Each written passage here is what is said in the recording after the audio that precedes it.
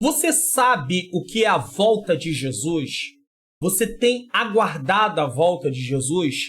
Esse é o tema da nossa lição de hoje, da última lição do primeiro trimestre de 2021. Já já eu volto para tratarmos da nossa bendita esperança.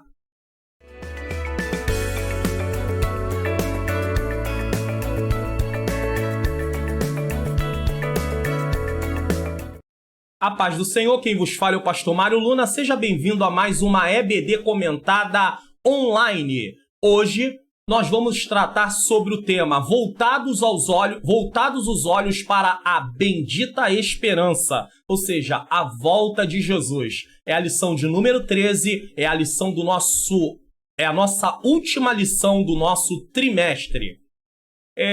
Eu quero pedir a você que, se você ainda não se inscreveu no meu canal, se inscreva no meu canal, ative o sininho das notificações para que você possa ficar por dentro de todas as publicações. Também aproveite e compartilhe esse vídeo para que outras pessoas possam assistir esta aula e outras aulas do meu canal. Você pode colocar lá no seu Facebook, no seu WhatsApp, no seu Instagram. Você pode ser um colaborador desta obra. Também deixa um like aí no vídeo, tá bom? Que o Senhor Jesus continue nos abençoando. Vou fazer uma oração para iniciarmos essa aula. Senhor Deus e Pai, eu quero te agradecer por essa rica oportunidade de estar aqui para ministrar mais uma vez essa aula da EBD comentada online. Que o Senhor possa abrir o meu entendimento para que essa aula possa chegar ao coração dos teus filhos e eles possam crer, eles possam entender aquilo que o Senhor está falando por meio da tua palavra, por meio da minha vida. Que o Senhor venha abençoar as nossas vidas e que tudo aqui seja para a glória do teu nome, em nome de Jesus.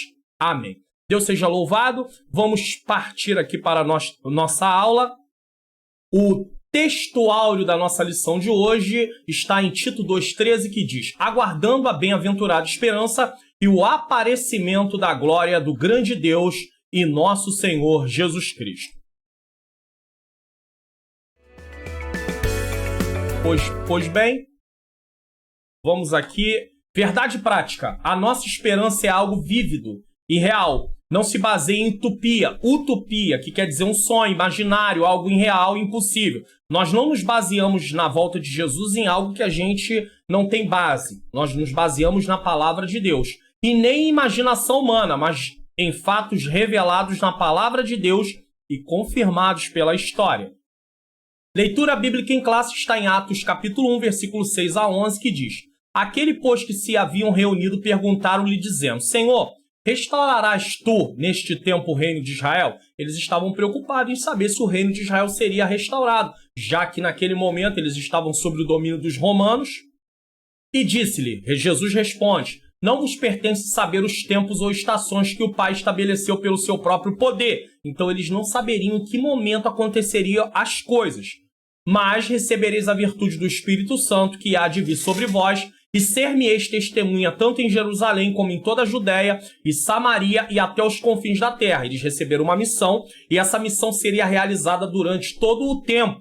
O Espírito Santo desceria, como desceu no tempo de Pentecostes, e dali em diante eles começariam a anunciar o Evangelho. E hoje nós estamos aqui também anunciando esse Evangelho e esperando o momento da volta de Jesus, que não pertence a nós saber o exato momento. Prosseguindo, e quando dizia isto, vendo eles, foi elevado às alturas, em uma nuvem o recebeu.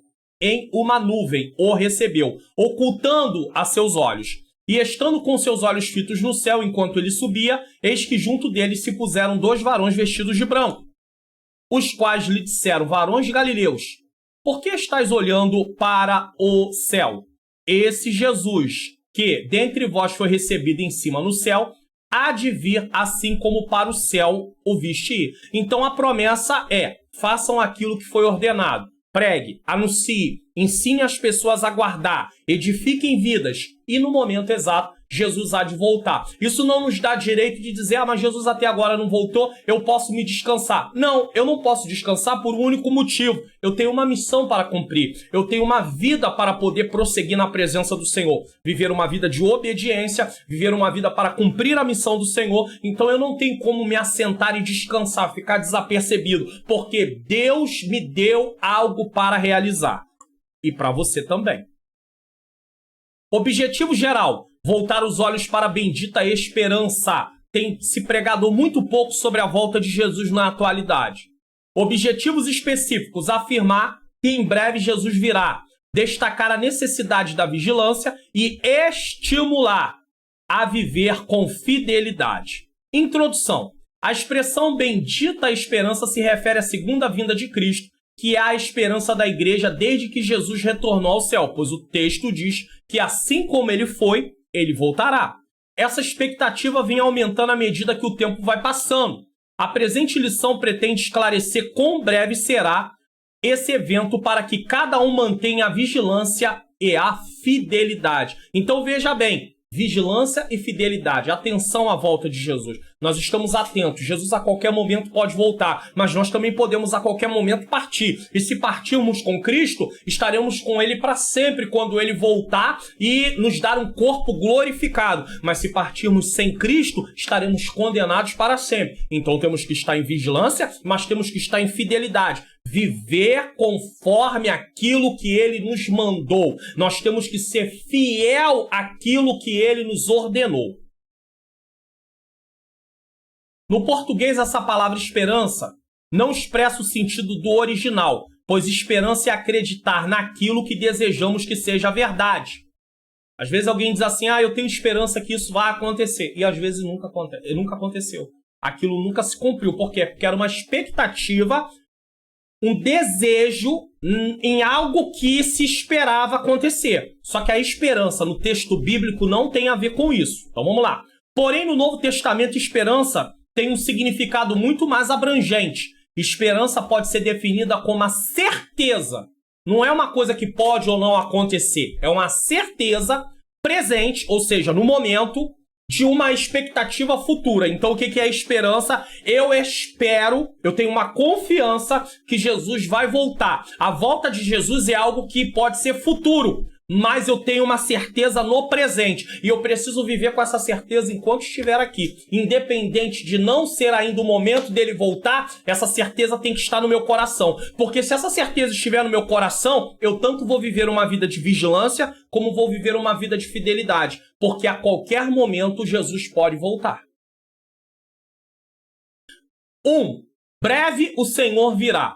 A vinda de Jesus é tão certa quanto a sucessão dos dias e das noites, e disso não temos a menor dúvida. O que ele quer dizer com isso? Assim como você vai deitar e sabe que vai amanhecer o dia, e assim como o dia começa, e vai chegar o momento que vai chegar a noite, assim é certo que Jesus voltará. Porque o que Deus prometeu na sua palavra ao longo dos tempos foi se cumprindo. E a volta de Jesus também se cumprirá. Esse dia está próximo, e os sinais que procederão à vinda de Cristo já estão presentes. A Bíblia fala de alguns sinais eminentes da volta de Jesus. Gostaria de fazer aqui um comentário baseado no livro de apoio do trimestre, que está na página 152. O livro de apoio, deixa eu aumentar aqui para você, é esse livro aqui, né? Esse é o livro de apoio. Então, eu tenho um comentário a fazer, que eu não coloquei escrito aí, mas que eu vou fazer, que está aqui no livro, na página 152, que vai falar sobre este assunto que nós acabamos de falar aqui, sobre a questão da vinda do Senhor, a breve vinda do Senhor, né? Jesus breve virá. Então vamos lá. As profecias messiânicas do Antigo Testamento apontam para dois eventos. Os profetas profetizaram sobre a vinda de Jesus. Isso fala de duas coisas. A aparição de Jesus como homem para realizar a grande obra da redenção. Isso já aconteceu. Jesus veio a esse mundo, tá? Como homem, nasceu, cresceu, tá? Sofreu, morreu, ressuscitou, voltou para o céu conforme o texto da lição bíblica em classe, tá? Então, isso já se cumpriu, tá? E a segunda coisa que as profecias do Antigo Testamento também relatavam, era a segunda vinda no fim dos tempos. Então, se a profecia se cumpriu na primeira vinda de Jesus, por que ele não vai se cumprir na volta de Jesus? E Jesus vai voltar? Se a palavra de Deus falou e anunciou que Jesus viria e se cumpriu, por que não vai se cumprir que Jesus vai voltar? Veja, tem que se cumprir. Então, as profecias apontavam para dois eventos: a vinda de Jesus como homem para ser sacrificado e a volta de Jesus para buscar a sua igreja. E isso é algo escatológico, é algo para o futuro, né? No caso, quando as profecias estavam sendo feitas, né? Mas a qualquer momento Jesus pode voltar. Então nós precisamos ficar atentos, porque virá o arrebatamento da igreja. E a igreja precisa estar preparada para este momento, tá? Precisa estar preparada. Vamos dar prosseguimento aqui. A vinda de Cristo, a segunda vinda de Cristo, é uma breve verdade ensinada na Bíblia inteira, com abundância de detalhes nos evangelhos e nas epístolas. Fala que Jesus vai voltar. Não há dúvida. Se a palavra de Deus prometeu, o Senhor, através da sua palavra, prometeu de trazer seu filho, vários profetas falaram sobre isso. O profeta Isaías falou com riquezas de detalhes sobre a vinda de Jesus. A Bíblia também fala da volta dele. Então nós temos isso registrado nos evangelhos, nas epístolas e até no Antigo Testamento. Todos os ramos do cristianismo concordam que Jesus um dia voltará. Mas essa unanimidade não ocorre no tocante à maneira como isso vai acontecer. É aquilo que eu sempre, quando estou aqui ensinando, falo. É a mecânica. Como é que eu poderia ilustrar isso de uma maneira melhor? Digamos que você tem que ir para um local. Você tem que se dirigir a um local. Só que existem vários trajetos para chegar nesse mesmo lugar. Digamos que se exista aí 3 ou 4 opções para você chegar nesse mesmo lugar. Então, um vai pelo caminho 1, outro vai pelo 2, outro vai pelo 3, outro vai pelo 4. Mas o final, o destino é o mesmo. É mais ou menos isso. Existe a questão de todos sabermos que Jesus vai voltar. Mas como isso vai acontecer, como se dará isso, não há uma unidade, né? Uma unanimidade, né? Um acordo, vamos dizer assim, de todos. Uns acham que vai ser de uma forma, outros acham que vai ser de outra forma, outros acham que vai ser de outra forma. Então a mecânica difere de grupos para grupos, mas a realidade todos concordam: Jesus vai voltar. Há diversas interpretações sobre o tema que fogem ao escopo. O que é escopo? Alvo, propósito, objetivo. Então vamos lá de novo. Há diversas interpretações que fogem sobre o tema que fogem o propósito da presente lição, o objetivo da presente lição, o alvo da presente lição. Mas ele preferiu usar uma palavra aqui um pouco difícil e eu estou esclarecendo o que ela significa. Inclui-se nessa expressão segunda vinda o arrebatamento da igreja, 1 Tessalonicenses 4,15, e a vinda de Jesus em glória, 2 Tessalonicenses 2,8. Aqui é justamente um ponto que há discordância. Existem grupos que não acreditam que primeiro Jesus vai voltar para buscar a sua igreja. A igreja vai estar com Cristo e nesse momento vai ter o tempo da tribulação e da grande tribulação. 3 anos e meio de falsa paz, já está dentro da tribulação. E 3 anos e meio, aí sim, de grande tribulação e grande tormento. Existem grupos que acham que a igreja vai passar pela tribulação. E se a igreja vai passar pela tribulação, a volta de Jesus se dará em uma etapa apenas, no final da tribulação. Existem grupos que acham que a igreja, como nós, não vai passar pela tribulação. Existem grupos que acham que a igreja vai passar pela metade da tribulação. Então, por isso que a mecânica é diferente. Não há unanimidade de como essa volta será realizada. É por isso. Mas nós não podemos nos prender à mecânica. Nós temos que nos prender ao fato: Jesus vai voltar. E se a ordem é vigiar e ser fiel, independente se a igreja não vai passar, se a igreja vai passar pela tribulação, nós temos que continuar fiéis. E temos que continuar vigilantes. Estamos crendo que a igreja não passará. Mas ainda que a igreja venha passar, nós precisamos continuar da mesma maneira. Firmes, fiéis e vigilantes. Certo? Quando o Senhor Jesus ascendeu ao céu, os varões de branco disseram que ele virá da mesma maneira que subiu. Versículo 11.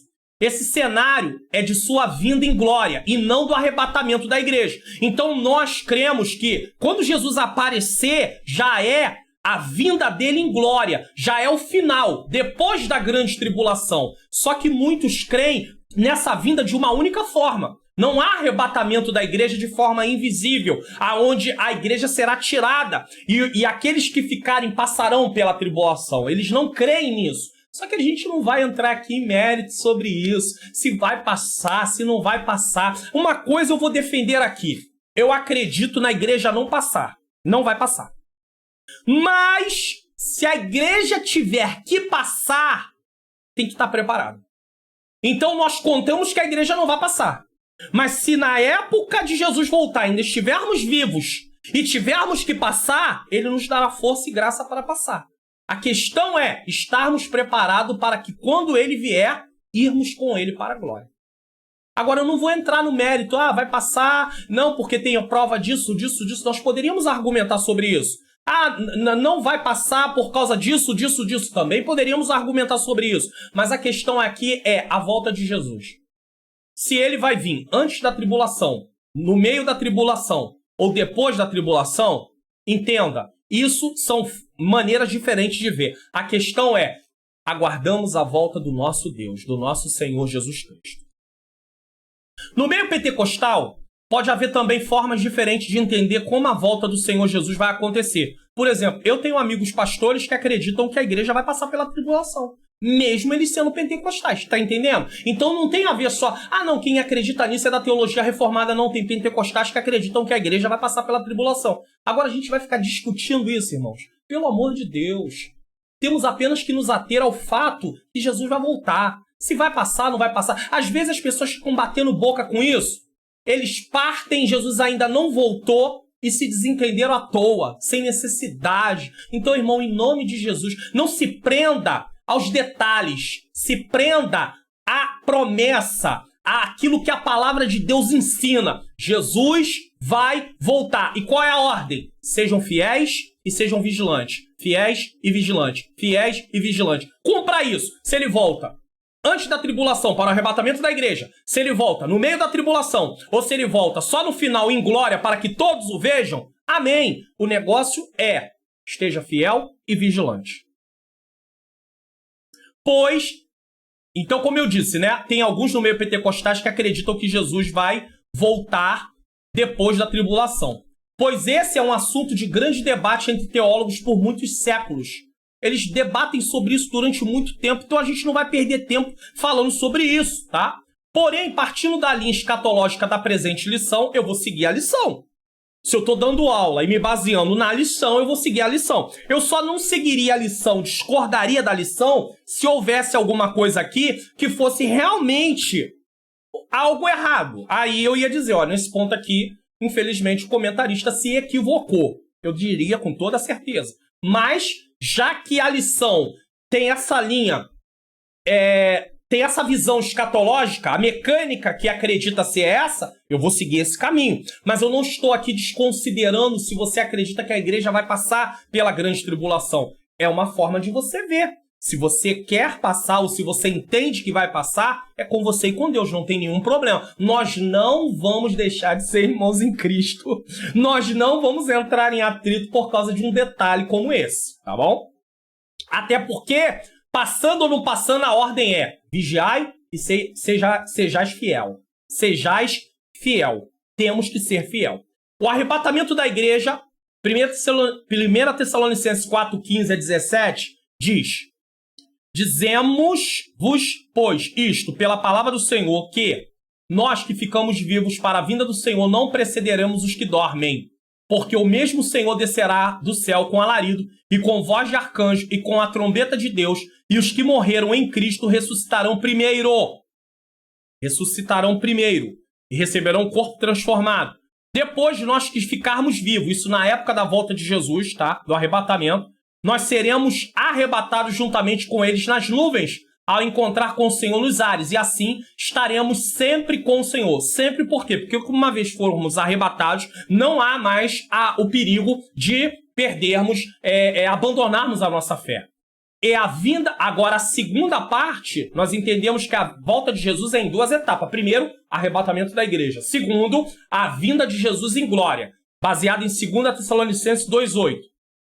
E, então, será revelado o iníquo, a quem o Senhor desfará pelo assopro da sua boca e aniquilará pelo esplendor da sua vinda. Ou seja, o iníquo aqui é o anticristo, tá? Toda ali a trindade do mal, né?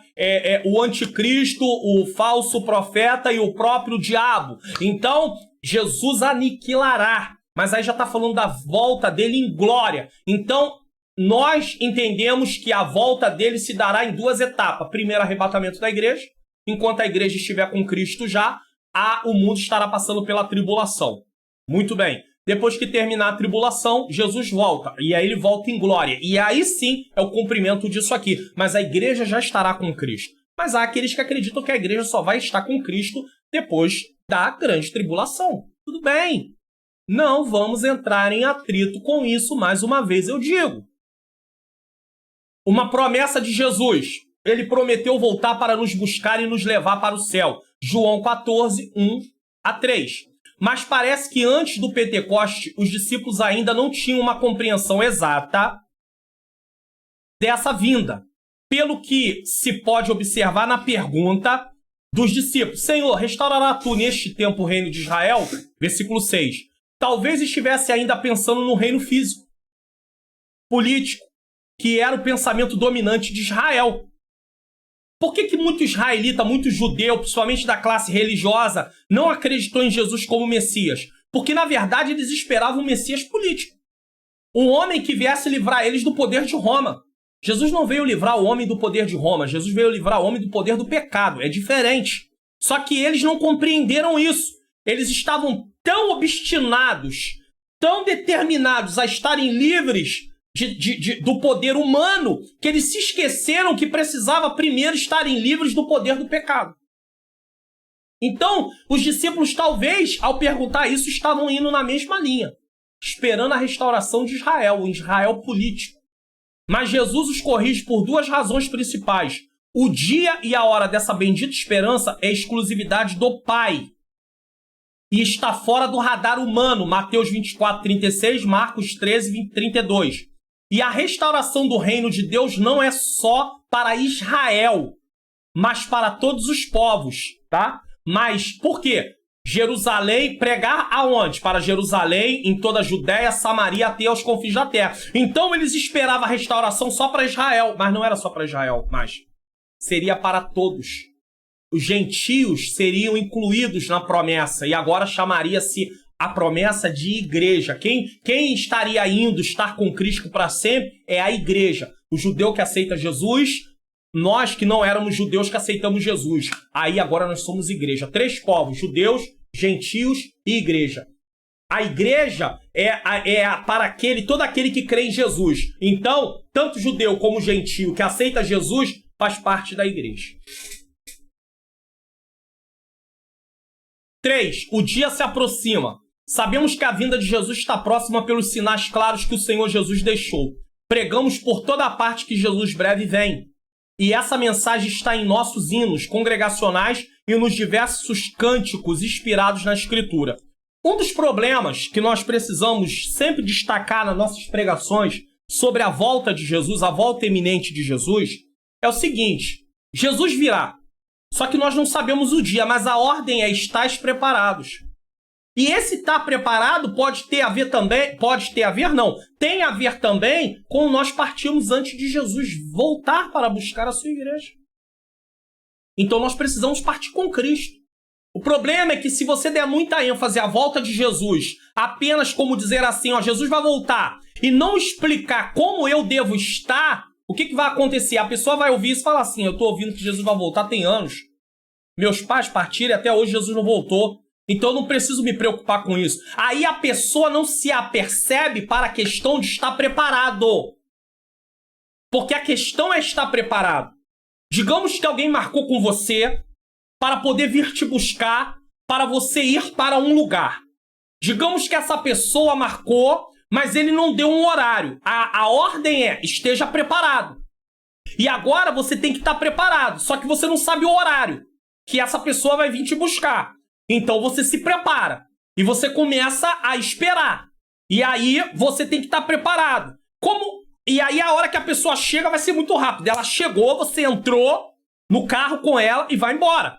Se você não estiver preparado, o que vai acontecer? O carro vai chegar, você vai dizer, não, peraí que eu vou lá me preparar, eu não sabia a hora que você viria. E ele vai dizer, não dá tempo.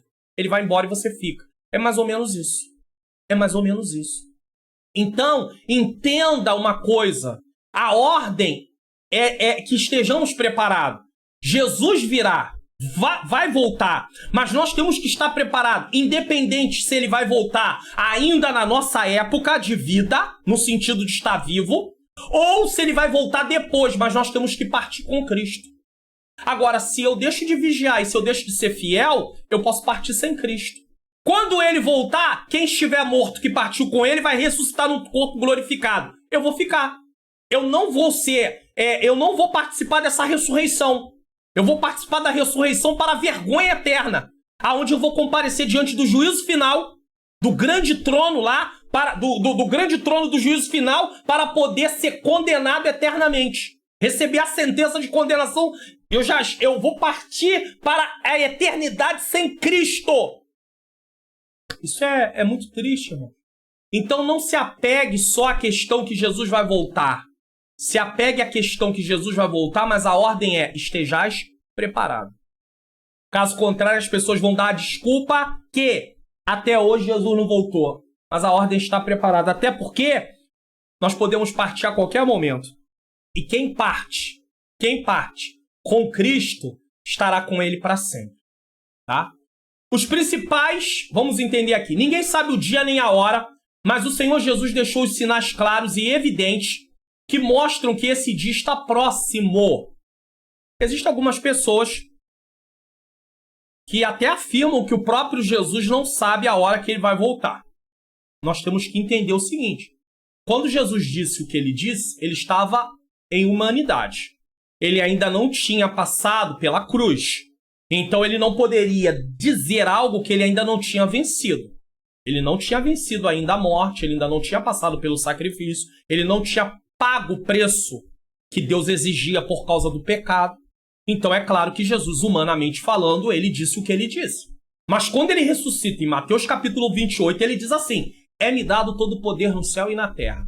Agora pare para pensar, se Pai, Filho e Espírito Santo é um Deus em 3 pessoas, Jesus, na sua divindade, sendo Deus, é impossível que ele não saiba a hora que ele há de voltar. Como homem, ele se limitou a dizer aquilo. Mas como Deus, é-me dado todo o poder no céu e na terra. Mesmo assim, ainda vai ter quem acredite que o próprio Filho de Deus não sabe a hora, só o Pai.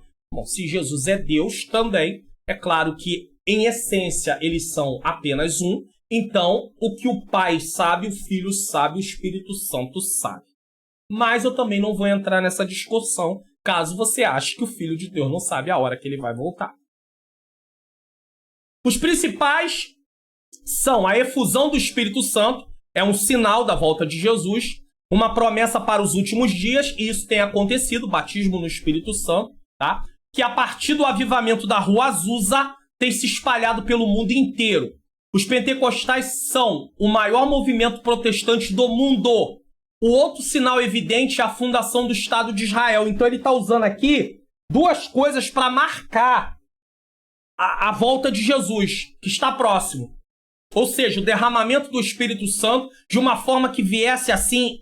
Aconteceu no Pentecoste, mas a partir ali do avivamento da Rua Azusa, o Pentecoste vem se replicando, repetindo no sentido das pessoas serem batizadas, não o evento em si, mas as pessoas sendo batizadas com o Espírito Santo, e também a fundação do Estado de Israel que aconteceu, tá? Lucas 21, 29 a 31, que desde 1948 ostenta sua bandeira tremulando na sede das Nações Unidas como Estado soberano. Israel passou a ser uma nação, um país. Então eu quero fazer aqui também mais um comentário baseado, tá? Mais uma vez, deixa eu mostrar aqui para você, no livro, tá? De apoio da lição desse trimestre, da revista, na verdade, né? na página 153, eu estou me baseando aqui na página 153, no qual eu vou falar aqui sobre essa questão dessa restauração, tá? Sobre essa questão da restauração. Diz assim, ó. Outro sinal evidente é a fundação do Estado de Israel. Jesus disse, olhem para a figueira e todas as árvores. Quando vem que começam a brotar, vocês mesmos sabem que o verão está próximo. Por quê? Porque quando as árvores em Israel começavam a brotar, isso era um sinal que o verão estava próximo. Isso está em Lucas 21, 29 a 31, como eu coloquei ali. A figueira na Bíblia representa a nação de Israel. Isso está em Oséias 9, 10, Joel 1, versículo 6 e 7. A figueira perde suas folhas no inverno. E só na primavera que acontece... E só na primavera que antecede o verão, os ramos começam a se encher de botões. Então, quando está chegando a primavera, ela começa a florescer. Isso quer dizer que o verão está próximo. Jesus está usando isso aqui como uma figura para dizer, preste atenção na figueira. Preste atenção na restauração da figueira. Quem é a figueira? Israel. Preste atenção na restauração de Israel. Essa restauração foi falada aonde? Em Ezequiel 37. Ezequiel 37 fala da restauração nacional de Israel, que se cumpriu em 1948 totalmente, mas também fala da restauração espiritual, que é um evento futuro. Não é um evento agora. Somente depois da grande tribulação, aonde, no momento da tribulação, no finalzinho, Israel reconhecerá o Messias, Jesus como Messias prometido, e aí sim Jesus virá para salvar o seu povo que estiver naquela época vivo. Então, nós temos como sinal Israel, temos como sinal a efusão do Espírito, ou seja, o Espírito sendo derramado sobre aqueles que creem em Jesus, sendo batizados no Espírito Santo, mas nós temos também a fundação do Estado de Israel, como um sinal que Jesus está voltando. E nós temos que levar isso em consideração. Porque se nós não levarmos isso em consideração, o que vai acontecer? Nós vamos ficar desapercebidos. Vamos ficar desatentos e poderemos ser pegos de surpresa. E isso não pode acontecer. Fixando o tópico 1. A vinda de Cristo é tão certa quanto a sucessão de dias e estações, porque o nosso Senhor garantiu. Então, 2 sinais, guarde isso, 2 sinais básicos que a volta de Jesus está aí à porta. A efusão do Espírito, ou seja, o Espírito Santo, batismo com o Espírito Santo derramado sobre as pessoas como foi prometido. E também a fundação do Estado de Israel, 1948. Pastor Mário Luna, 1948, meu pastor. Nós estamos em 2021, já passaram aí, pastor, mais de 70 anos. E até agora Jesus não voltou, mas a ordem é vigiai e sede fiéis. Vigiai e sede fiéis. Faça a sua parte. Se você partir com Cristo, quando ele voltar, você vai ser arrebatado.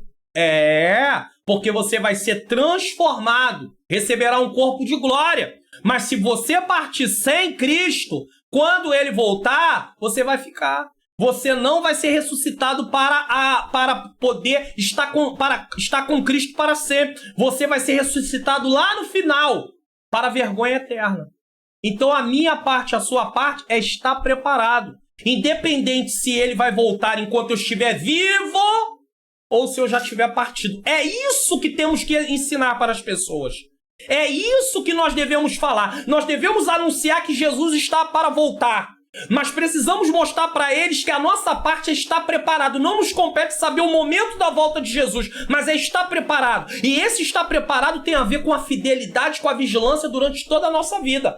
Partir nessa condição para que quando ele voltar, independente se eu vou estar vivo fisicamente ou eu vou estar morto fisicamente, eu tenha vida eterna. Deu para entender? Isso é importantíssimo dizer. Mas se você só prega assim, Jesus vai voltar, as pessoas falam assim, Jesus vai voltar, você está falando que Jesus vai voltar há anos e Jesus nunca voltou. Mas e cadê a nossa parte, que é vigiar e ser fiel? Vigilância e ser fiel. Isso tem que ser muito destacado também. Vamos lá, 2. A necessidade de vigilância. Vamos agora falar sobre as necessidades que nós temos, tá? É importante falar sobre as necessidades. Falando nisso, você está gostando dessa aula? Você está sendo edificado? Então faça o favor, dá um like aí na aula, tá? No vídeo. Também aproveite, tem um botãozinho aí embaixo, ó, compartilhar. Clique nele, tá? E mande para o seu Facebook, mande para o seu WhatsApp, para o seu status do WhatsApp, quem sabe, coloque lá para que outras pessoas possam curtir, né? Ó, eu assisti essa aula e fui edificado para a glória de Deus, assista você também, a pessoa vai clicar lá para ela poder assistir também, divulgue este vídeo, porque vai edificar outras pessoas também. Vamos prosseguir aqui? A vigilância se faz necessária porque ninguém sabe o dia da vinda de Jesus. Entendemos como vigilância o ato ou efeito de vigiar, o estado de quem permanece alerta, de quem procede com precaução para não correr riscos. Está vigilante, atento. A Bíblia vai dizer, inclusive, vigiai, o vosso adversário anda ao vosso derredor, bramando como leão, procurando a quem possa tragar. Vigilância, está atento para não ser tragado, para poder não ser ali pego no sentido de recebermos ali um ataque e até mesmo esmorecer na nossa fé e deixar de crer no Senhor. Desanimar na nossa caminhada. Então nós temos que ter o quê? Primeiro, vigilância. Quero destacar uma coisa aqui, que se acreditava muito no passado. Às vezes eu participava de vigílias, eu participei de muitas vigílias já na minha vida, principalmente no início da minha caminhada, porque as vigílias na atualidade elas mudaram muito. Hoje você vai para as vigílias e eu não estou dizendo que sejam todas, tá? Mas tem vigílias, canta, convida aquele mundo de gente para dar saudação, que é aquela competição terrível. 3, 4 pregadores para pregar na mesma noite, irmãos. Olha, sinceramente, querem ir, glórias a Deus, acham uma coisa edificante, é com você e com Deus. Mas eu lembro da vigília que antigamente a prioridade quase toda da vigília era oração. Cantávamos e tinha uma mensagem edificante. No final da vigília, algo que não era competição, as pessoas não iam lá para poder ostentar conhecimento, nada disso. Mas eu me lembro que quando chegava perto do final da vigília, eu estou falando de vigília completa, eu não estou falando de mini vigília até meia-noite. Não há nenhum problema, mas eu estou falando da vigília completa.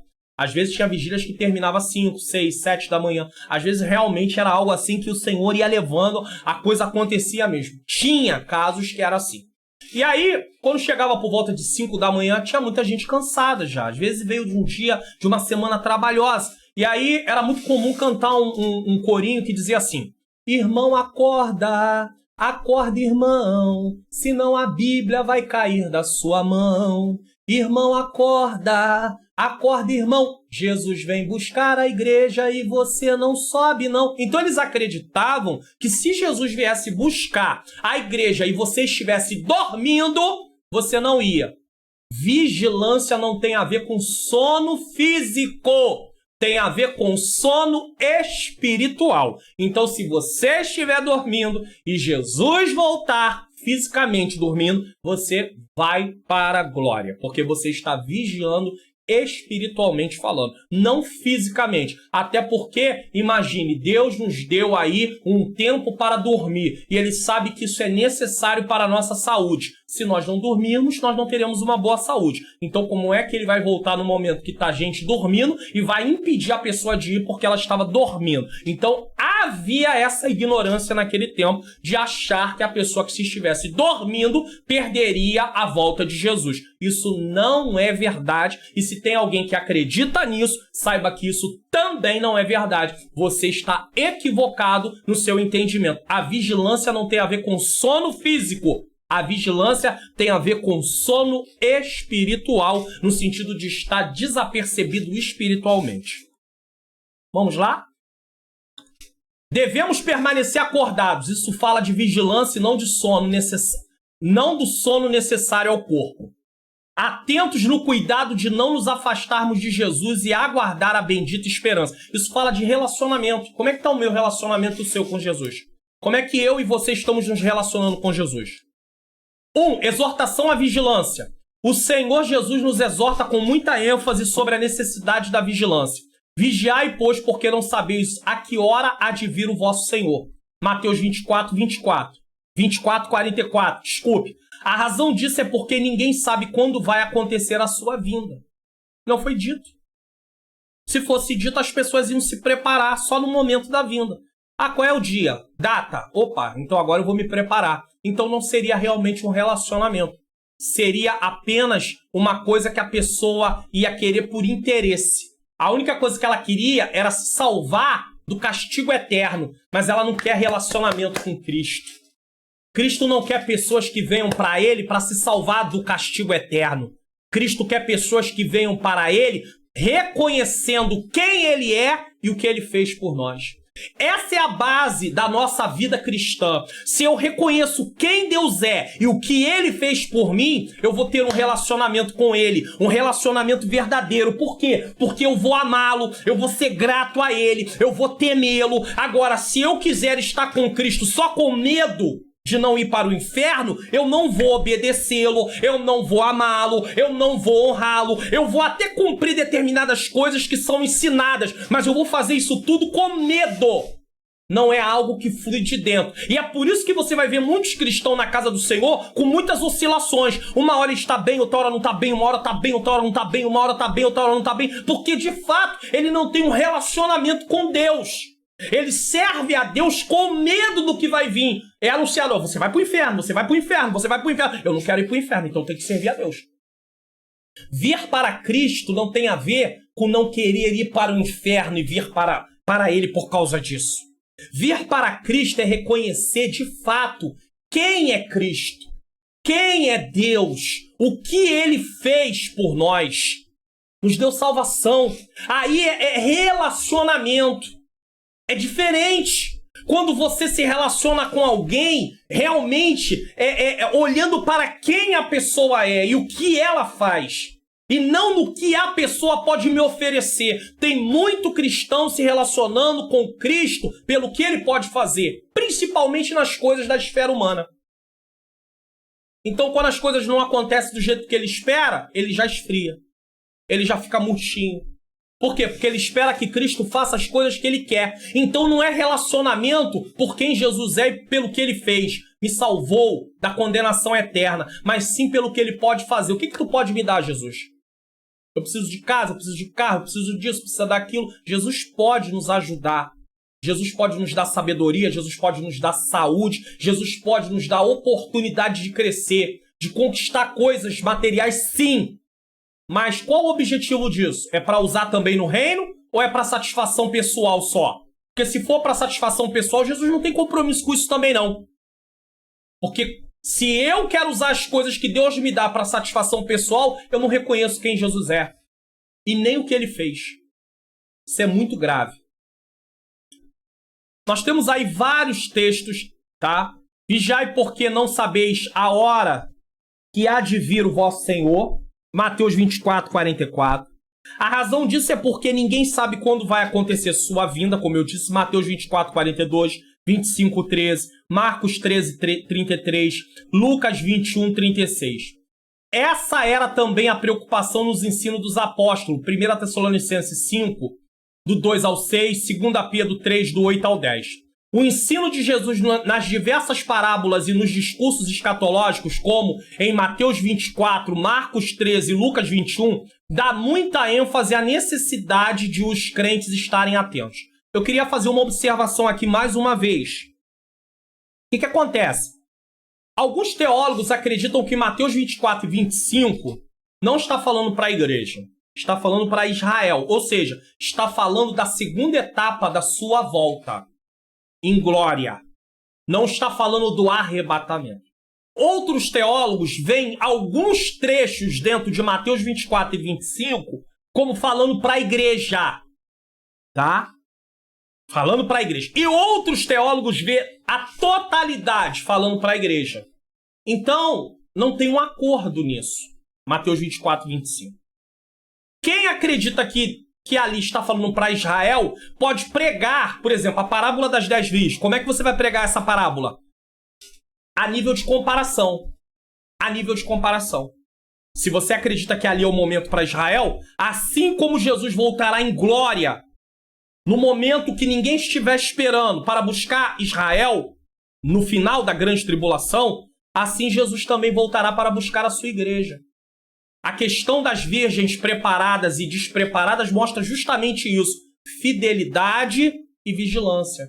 Vigilância e fidelidade. Vigilância por quê? Porque não estava em prontidão.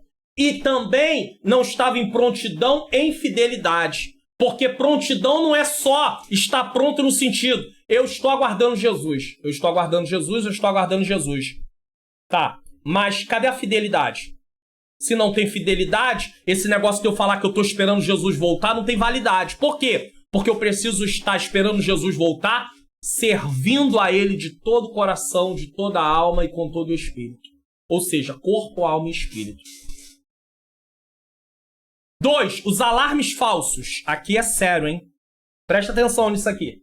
Muitos líderes e grupos religiosos arriscaram-se em marcar a data da segunda vinda de Cristo. Isso aqui foi o caos nas épocas que aconteceram. Até nos nossos dias já ouvimos falar disso. Mas naquelas épocas, a destruição, a bagunça, a desordem foi muito grande por causa de marcarem a data da volta de Jesus. Alguns deles cravaram várias datas. Vai vir na data tal. Outros, depois de constatarem que elas não batiam, reinterpretaram as supostas profecias e as protelaram para outras datas. Quer dizer, nem temor eles tinham, porque eles trabalhavam com somas. Então, não deu certo agora? Não, deixa eu remarcar. Não deu certo? Não, deixa eu remarcar. Não, deixa eu remarcar. Enquanto isso, gente está sendo iludida. Isso está trazendo caos na vida das pessoas. Vocês vão entender por quê. Todos esses líderes e grupos falharam. O livro de apoio desse trimestre, ele dá até o nome dos grupos, tá? É um erro tentar adivinhar os tempos e as estações. Atos 1:7. Pois só Deus sabe o dia e a hora. Mateus 24:36, Marcos 13:32. Mais uma vez, eu vou usar o livro de apoio. Mais uma vez, estou mostrando para você lembrar. O Verdadeiro Pentecostalismo, Ezequias Soares, é o livro de apoio. Agora eu vou estar usando ele aí na página, tá? De número 154. Só para você saber aonde eu estou me baseando. Eu vou ler um pedacinho aqui, só para vocês verem o absurdo que havia. O que acontecia quando eles marcavam essas datas e que não acontecia a desordem que vinha sobre a sociedade, aquela parte cristã.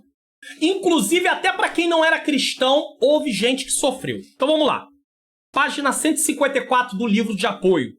Vai dizer assim, dentro do tópico a necessidade da vigilância. Desde muito cedo na história da igreja, nunca faltou quem anunciasse datas precisas da vinda de Jesus. Norman Champlin, apresenta um resumo das datas fracassadas dos que marcaram data para a vinda de Jesus ao longo desses 20 séculos. Ou seja, 20 séculos, 2000 anos aproximadamente, desde que Cristo foi ao céu. O seu breve relato se baseia numa matéria reimpressa num artigo da revista FAT. Então, isso foi escrito mais ou menos na edição de 1962. E ali começou-se a marcar datas, tá? Ele diz em um dos relatos o seguinte. No seu relato ele conta que quando se aproximava o ano 1000, tá? Na nossa época, na nossa era, 1000 depois de Cristo, tanto os homens religiosos, da Igreja Católica, como os leigos estavam confiantes que o Senhor Jesus estabeleceria o juízo final antes do ano 1000. E, portanto, a data escolhida para a segunda vinda de Cristo foi a meia-noite do dia 31 de dezembro de 999. 999, tá? Era o assunto do cotidiano da Europa naqueles dias. Uma expressão própria era usada nos términos de diálogo ou de cartas que falava sobre o fim do mundo se aproxima. Então eles escreviam nas suas cartas, o fim do mundo se aproxima, o fim do mundo se aproxima, o fim do mundo se aproxima, o fim do mundo se aproxima. Muito bem. Muitos doavam, olha aqui que está o problema, olha só. Muitos doavam e vendiam seus bens, passando a viver nas colinas. milhares iniciaram a sua peregrinação para Jerusalém. O ano 1000, todavia, chegou, foi-se e nada dessas coisas aconteceu. Todos voltaram às suas atividades, reiniciando tudo. Foi um prejuízo incalculável para a sociedade daquela época. Só que isso não só aconteceu nessa época aqui, não. Muitas vezes, homens marcaram a volta de Jesus, dataram a volta de Jesus. As pessoas repetiam as mesmas coisas. Vendiam tudo que tinham, doavam as coisas que tinham e prosseguiam para colinas. Passava a data, voltavam novamente para seus lugares e tinham que refazer a vida tudo de novo. Por causa do quê? Das falsas datas, de marcar datas que não. Então, se você quer saber melhor, faça como eu disse. Pega esse livro, página 154, página 155 e página até a 158. Tem relatos aqui que homens grandes... Havia um homem que tinha uma cadeira na área da ciência, uma cadeira da geografia astronômica. Esse homem também datou a volta de Jesus.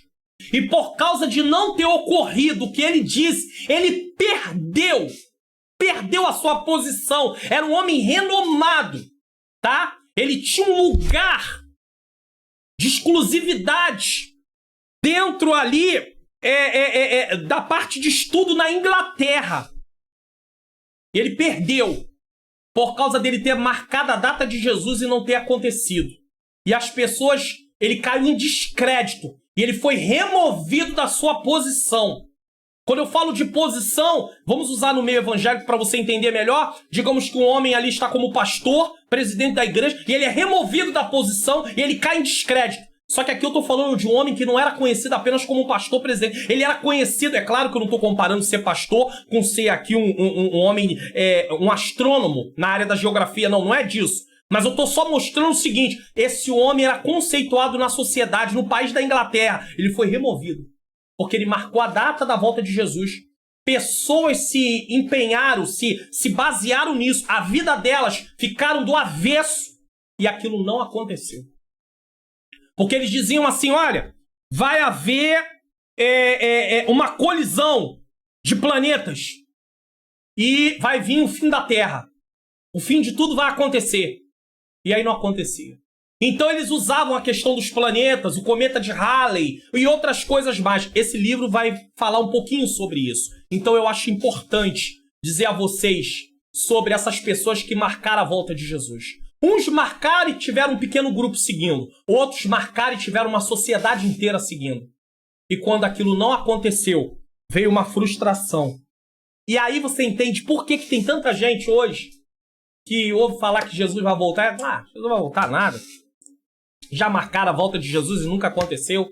Então a nossa ênfase é destacar o seguinte: Jesus vai voltar, mas você precisa estar vigilante e fiel. Caso contrário, você não vai estar indo com ele. A palavra de Deus rejeita todas as falsas expectativas acerca da vinda de Cristo.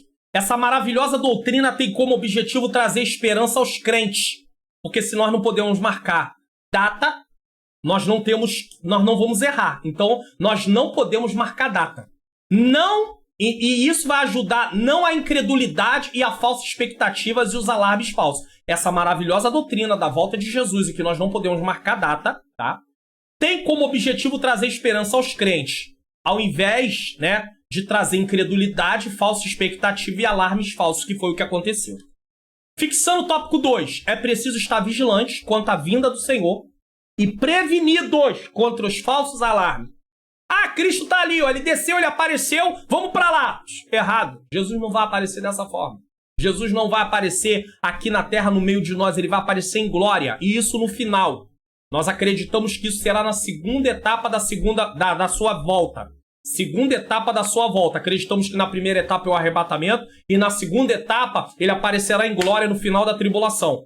Mas se Jesus só voltar no final da tribulação, ele também virá em glória. Então ele não vai aparecer no nosso meio. Vai ser visível de uma forma que saberemos que ele é o Senhor Jesus. Ele não vai aparecer como uma pessoa comum aqui no nosso meio, não. Isso ele já fez quando ele veio em humanidade. Agora ele virá em glória, Rei dos reis, Senhor dos senhores. 3. Vivendo com fidelidade. Vivendo com vigilância, atento. Tá? Viver com fidelidade é adotar um estilo de vida cristão na esperança da vinda de Jesus. Estilo cristão tem a ver com a ética do reino. Viver em conformidade com a vontade de Deus. Viver em santificação. Eu não vivo em santificação para ser salvo. Eu vivo em santificação porque eu sou salvo. É diferente. Assim, por exemplo, alguém quer trabalhar numa empresa. Vamos lá, outra ilustração. Alguém quer trabalhar numa empresa. E essa empresa tem normas de conduta. Eu não começo sem ser funcionário a praticar essas normas, porque eu não faço parte da empresa. Então não adianta eu praticar essas normas sem fazer parte da empresa. Isso não quer dizer nada. Mas eu passo a praticar as normas porque eu faço parte da empresa. Quando eu saio da empresa, eu deixo as normas para lá. Por quê? Porque eu não faço mais parte da empresa. Então, enquanto não somos cristãos, não temos uma conduta cristã. Mas no momento que eu me torno cristão, a conduta cristã faz parte da minha nova vida agora. Então, eu não tenho uma nova conduta para ser cristão. Eu tenho uma nova conduta porque eu sou cristão. É muito diferente. Porque se eu tiver uma nova conduta para ser cristão, eu vou ficar oscilando, porque eu penso que ser cristão tem a ver com a minha conduta. Não, ser cristão tem a ver com a minha entrega a Cristo, reconhecendo quem Ele é e quem eu sou, o que Ele fez por mim, e eu sirvo por amor, por gratidão, em reverência, estou ali servindo ao Senhor. Então as obras são resultado de quem eu sou. Eu não faço obras para ser alguém, eu faço obras porque eu sou alguém. E quem eu sou e quem você é? Somos servos de Deus, filhos de Deus, que devemos nos parecer com o nosso Senhor. Assim como Deus é santo e exige santidade do seu povo, da mesma maneira um Deus fiel exige fidelidade do seu povo. Ser fiel. E o que é ser fiel? É adotar um estilo de vida cristão na esperança da vinda de Jesus. Fidelidade agora, vamos lá, para poder definição. Fidelidade é a qualidade de ser cheio de fé. Característica do que é fiel. Lealdade, confiança. Confiar ao ponto de se entregar por completo. É largar no volante e deixar Jesus conduzir. É perguntar a Ele o que Ele quer. É ser dirigido pelo Senhor 100% em todas as áreas da vida. A Bíblia vai dizer que Davi tinha um coração segundo Deus. E um coração segundo Deus de Davi estava muito ligado à questão da dependência de Davi a Deus. Davi pecou, mas ele era um homem independente. Tudo que Davi ia fazer, ele perguntava ao Senhor. Ele queria saber o que Deus queria em relação àquilo. Ele se preocupava em não ter a desaprovação de Deus. Eu devo me preocupar com isso. Você deve se preocupar com isso. Como Deus está em relação a nós. Podemos ir em lugares, de repente terminar de trazer uma mensagem, o povo aplaudir a Deus para a glória de Deus, mas ali naquele momento, ali pela nossa vida, aplaudir ao Senhor, né? Louvar, render graças a Deus pela nossa vida. Podemos até receber aplausos que têm a ver com louvar a Deus pela nossa vida. Mas a questão é, como é que está os céus em relação a nós? Como é que Deus tem nos visto? Às vezes nós temos pessoas que podem chegar, nos abraçar e falar: irmão, tu prega muito, tu é uma bênção, tu é um servo cheio de unção. Mas será que eu sou reconhecido no céu assim também? Será que é assim que Deus me vê? Ou será que Deus não está vendo o íntimo do meu coração? Que as minhas motivações não são motivações corretas? Isso é muito sério. Isso é muito sério. Então, vamos entender o seguinte. Ser fiel é ser alguém cheio de fé. Característica do que é fiel, lealdade. Leal. Então Davi era um homem que se preocupava com isso. Os termos fidelidade, verdade e lealdade pertencem ao mesmo campo semântico na Bíblia. Então, fidelidade, lealdade, verdade. Seja o Senhor entre nós testemunha da verdade e fidelidade. Jeremias 42:5. Mostrando toda a boa lealdade. Tito 2:10. Fidelidade é uma demonstração de fé, lealdade, respeito, constância nos compromissos assumidos. Eu não aceitei Jesus como Senhor e Salvador da minha vida, então eu vou até o fim, confiando nele e esperando uma esperança, uma confiança presente em algo futuro. O que é futuro? A volta de Jesus. Mas pastor, eu não sei se vai se cumprir agora, mas a parte minha é estar vigilante e fiel, leal, ser constante. Se eu partir, Jesus não tiver voltado, quando Jesus voltar, eu também vou. É a mesma coisa, tá? 2, fidelidade de Deus. Falou da fidelidade humana. Agora vamos falar da fidelidade de Deus. A verdade é um dos atributos morais de Deus, da qual reflete outras perfeições divinas, dentre as quais a fidelidade. Então, Deus tem como atributo a fidelidade também. Deus é fiel. 1 Coríntios 1,9, 2 Tessalonicenses 3,3, 2 Timóteo 2,13. A fidelidade de Deus é grande. Lamentação 3,23. E expressa uma absoluta confiança. Cujo a confiança em quê? Naquilo que ele promete. Deus prometeu, se ele é fiel e ele prometeu, eu confio. É assim que funciona. Quem foi que prometeu? É por isso que tem pessoas frustradas. Porque às vezes as pessoas dizem assim, irmão, levanta a mão que eu vou profetizar. E aí ele fala assim, ó, você vai receber isso, aquilo não acontece. Então as pessoas se frustram. Por quê? Porque não foi Deus que falou. Se fosse Deus que tivesse falado, aquilo se cumpriria. Mas como não foi Deus, foi a vontade humana, ali o desejo humano das pessoas serem abençoadas, não se cumpriu. Agora, Deus não, nós podemos confiar 100%. O que está na palavra. É por isso que você quer profetize a palavra. O Senhor é o teu pastor e nada te faltará. Deus é refúgio e fortaleza na tua vida. Profetiza a palavra. Porque a palavra Deus vai cumprir. Agora, a minha palavra Deus não vai cumprir. A minha não vai cumprir. Mas a palavra dele que sair pela minha boca, essa ele cumprirá. Certo? Então, por que a fidelidade de Deus é grande e expressa uma absoluta confiança? Porque ele vai cumprir. Cuja ideia é de firmeza. Deus falou e Deus cumpre. O que Deus falou na sua palavra, ele cumpre. Assim como ele cumpriu a promessa da vinda do Salvador no mundo, lembra-se que eu já falei sobre isso no início lá? De igual modo, a segunda vinda de Cristo podemos considerar como um fato incontestável. Por quê? Porque assim como ele cumpriu a vinda, ele vai cumprir a volta. Assim como Jesus veio como homem, ele vai voltar em glória. Deus é fiel em suas promessas e os homens desfrutam dessas promessas quando obedecem a Deus.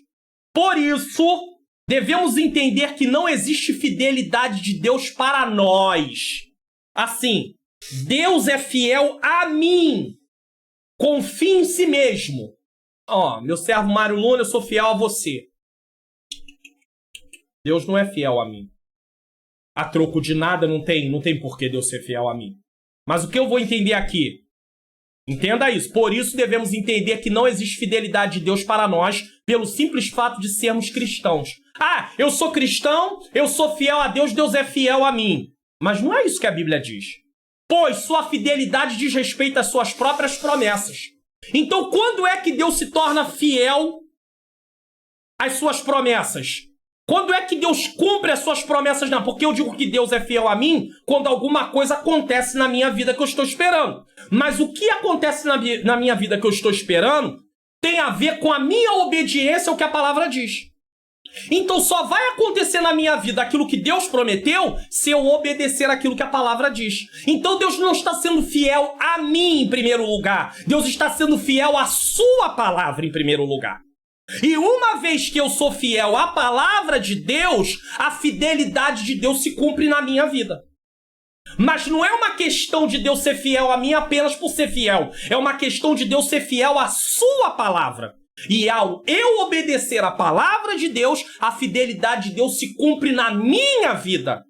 Deu para entender? Então a fidelidade de Deus é um reflexo na minha vida da minha obediência àquilo que ele diz na palavra dele.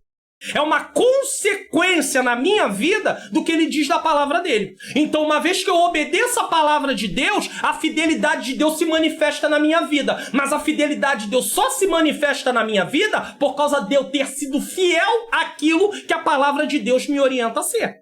Por ter obedecido a ele.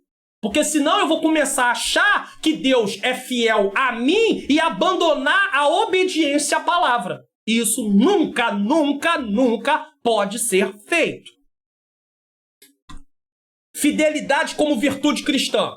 Os atributos morais de Deus são aqueles cujas ressonâncias e reflexos são vistas nas criaturas humanas. O que ele quer dizer com isso? Alguns atributos que Deus tem, ele compartilha com seus filhos quando nós aceitamos Jesus como Senhor e Salvador. Entre eles, a fidelidade. A fidelidade, inclusive, é um fruto do Espírito. Tá aqui, ó. A fidelidade é uma das virtudes cristãs provenientes do Espírito na vida do crente. Gálatas 5:22. Isso quer dizer que fidelidade, nesses termos aqui, só quem pode ter é cristão.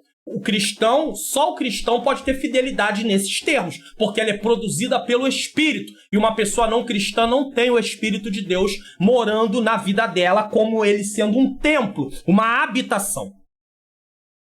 Essa verdade é ensinada em toda a Bíblia de maneira direta nos relatos históricos e proféticos, nas parábolas e ilustrações como importantes virtudes da vida cristã. Mateus capítulo 5, 21, 1 Coríntios 4, 2, 2 Timóteo 2, 19.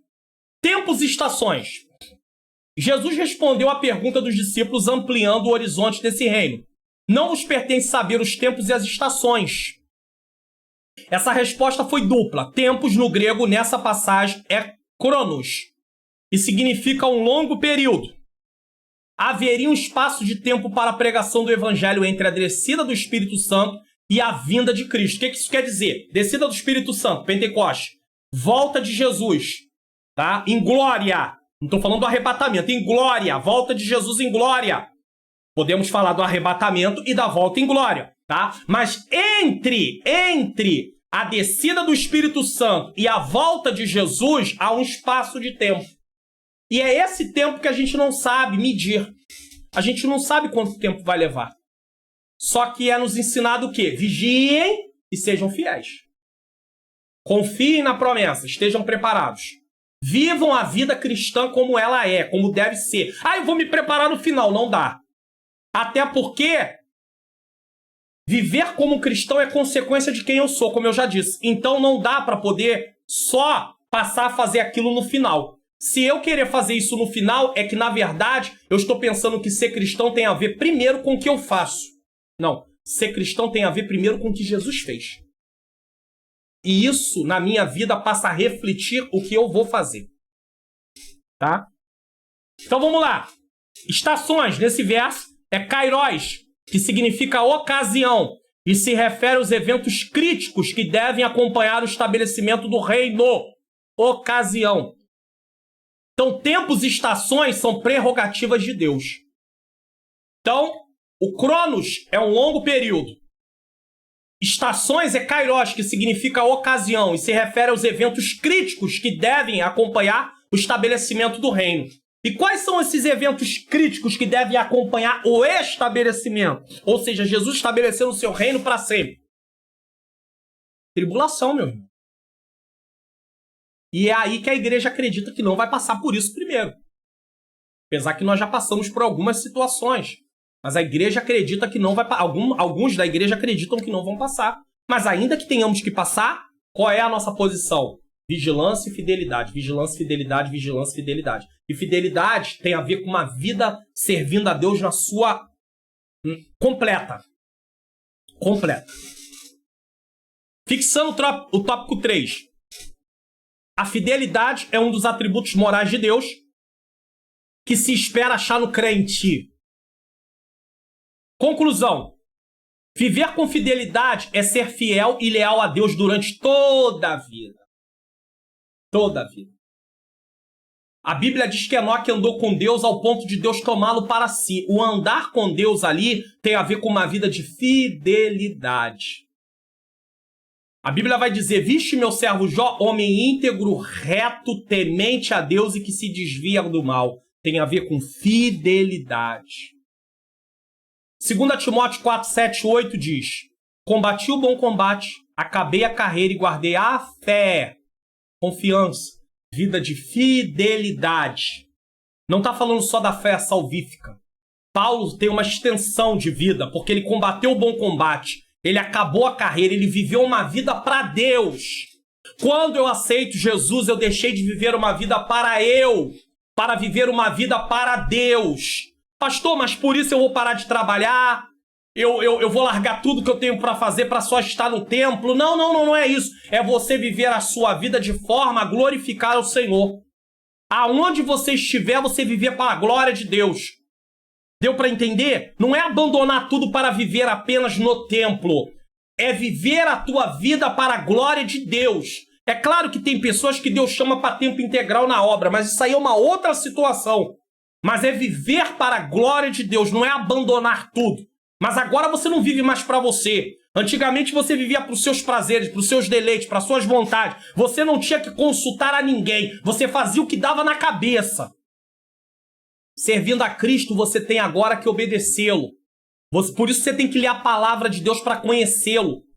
Porque Deus se revela por meio da palavra. Ele mostra a sua vontade por meio da palavra. Então você vai lendo a palavra e vai aprendendo.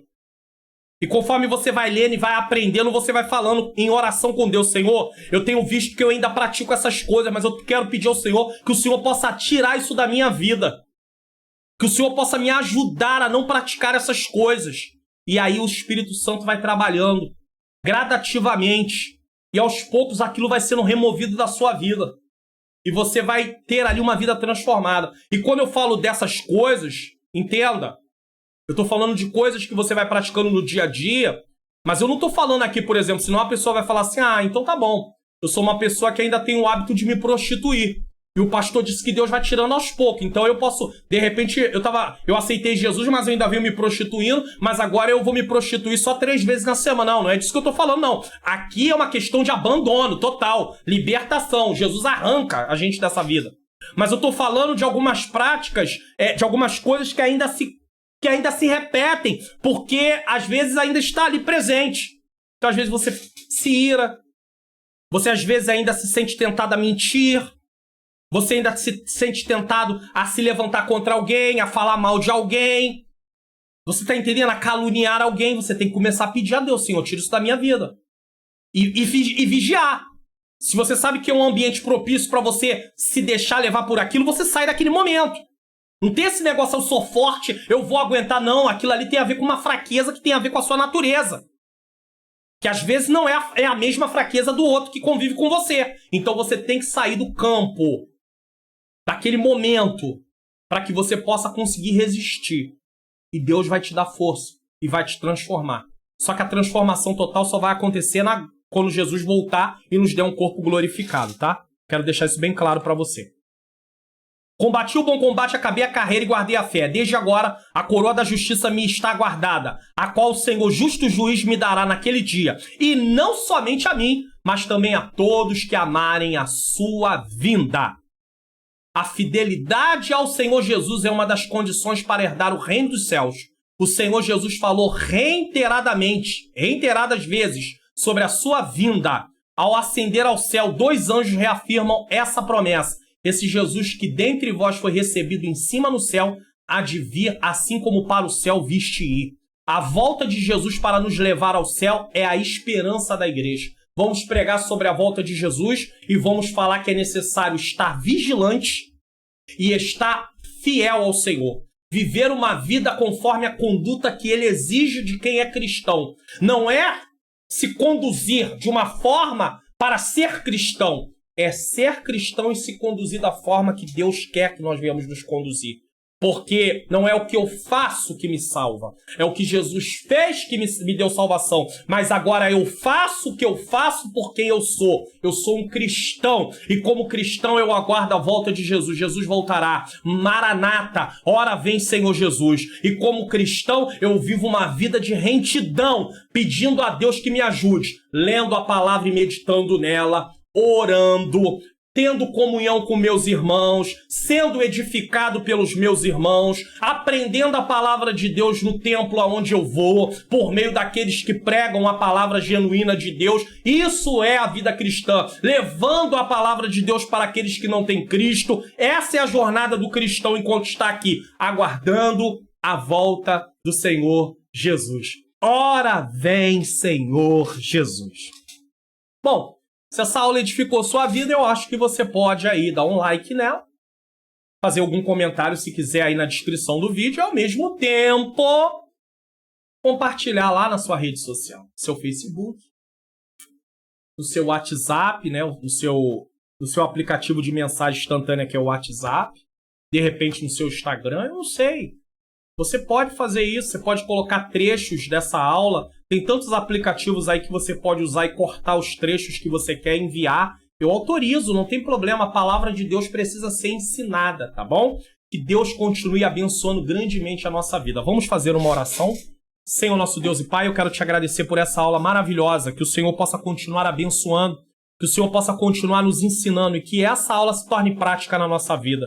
Que venhamos almejar, Senhor querido, a tua volta, a volta do teu Filho Jesus, e que venhamos estar vigilantes e fiéis a ti. Que venhamos, Senhor, confiar que o Senhor prometeu e vai cumprir, que o teu Filho voltará para buscar a tua igreja. Senhor, muito agradecido sou por esta aula, que ela venha alcançar vidas. Toca no coração das pessoas que estão assistindo para compartilhar com outras pessoas. Em nome de Jesus. Amém.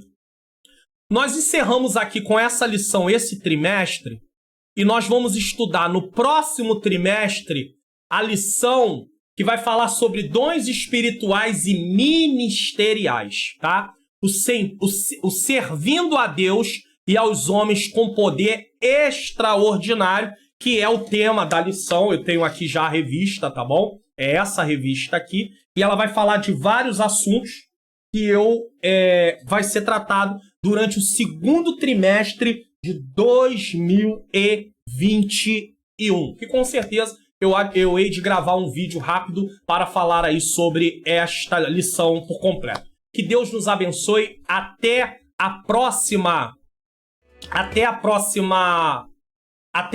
aula, se o Senhor assim nos permitir. Continue orando por mim, pela minha menina princesa, minha esposa amada, Ângela Manhãs Luna, porque nós precisamos muito para continuarmos cumprindo o chamado de Deus na nossa vida e que o Senhor nos dê graça e nos dê força. Que Deus vos abençoe e até a próxima aula para a glória de Deus, em nome de Jesus.